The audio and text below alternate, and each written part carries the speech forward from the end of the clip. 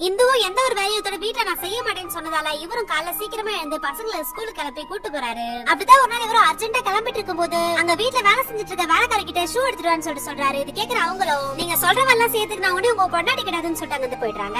இதை பாக்குறவரோட பொண்ணு டக்குனு போய் அவரோட ஷூ எடுத்து வந்து கொடுத்து போடுப்பான்னு சொல்லிட்டு கொடுத்துட்டு போறா. நிறைய பெண்கள் இந்துவோட ஸ்பீச் கேட்டு இவ கூடிய போறான்னு சொல்லிட்டு ரெடியா இருக்காங்க. இதனால வீட்லயே ஒரு பிரஸ் மீட் ஒன்னு ரெடி பண்றான். ஆனா இந்துவோட ஹஸ்பண்ட் கோவமா வந்து இதெல்லாம் இங்க நடக்க கூடாதுன்னு சொல்லிட்டு கத்துறாரு. தாலியை கட்டி மனைவின்ற பேர்ல ஒரு வேலைக்காரியை தான் அந்த வீட்டுக்கு எனக்கு கூட்டு வந்தீங்க. உங்களுக்கு ஆம்பளை பையன் வேணும்னு சொல்லிட்டு என்ன ஒரு புள்ள வைக்கிற மிஷினா தானே பாத்தீங்க. எனக்குன்னு ஒரு மரியாதை வேணும்னு சொல்லிட்டு சொல்றா. நீ அப்படி என்ன கிழிச்சிட்டேன்னு சொல்லிட்டு உனக்கு மரியாதை கொடுக்கணும்னு சொல்லிட்டு சொல்றாரு. ஒரு புள்ளைய பெத்துட்டு வீட்டு வேலை செஞ்சா நான் உனக்கு மரியாதை தரணுமான்னு சொல்லிட்டு கேக்குறாரு. இந்துவும் கோவமா பொண்டாட்டி ஒருத்தவங்க கூட இல்ல நான் நீங்க வெறும் ஜீரோ தான் சொல்லிட்டு போறா. அவர் பொண்ணுங்கிட்ட பாசமே காட்டாம இருந்தவர் இப்ப அவரே கிளப்பி ஸ்கூலுக்கு கூட்டு போறதால அவரோட பொண்ணுங்க மாதிரியே அவருக்கு பாசம் வர ஆரம்பிச்சிடுது. அம்மா வந்த உடனே இன்னைக்காச்சும் அம்மா கிட்ட பேசுங்கப்பான்னு சொல்லிட்டு சொல்றாங்க. இந்து வந்த உடனே குழந்தைங்க நம்மளால தான் கஷ்டப்படுறாங்க, நம்ம கொஞ்சம் பேசலாமான்னு சொல்லிட்டு கூப்பிடுறாரு. கல்யாணம் ஆகி இத்தனை வருஷத்துல அன்பா என் கூட 4 வார்த்தை உட்காந்து நீங்க பேசிருப்பீங்களா, இப்ப மட்டும் ஏன் பேசணும்னு சொல்லிட்டு அங்க போயிட்டாங்க. அதனால கால இந்த மீட்டிங் போகும்போது பேசணும்னு சொல்லிட்டு கூப்பிடுறாரு. எனக்கு டைம் இல்லன்னு சொல்லிட்டு அங்க போயிட்டாங்க.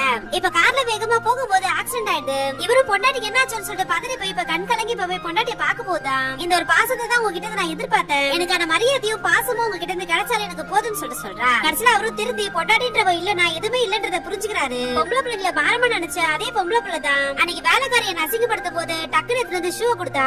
அன்னைக்கு என் கண்ணுக்கு அவ என்னோட அம்மாவா தெரிஞ்சான். இத்தனை நாள் இந்த குழந்தைகளை தான் ஒதுக்கி வச்சு நினைக்கும் போது எனக்கே அசிங்கமா இருக்குன்னு சொல்லிட்டு சொல்றாரு. இப்ப எல்லாரும் முன்னாடியே வச்சு இந்திரா கிட்ட மன்னிப்புமே கேட்டு 2 பேருமே ஒண்ணு சேர்ந்துட்டாங்க.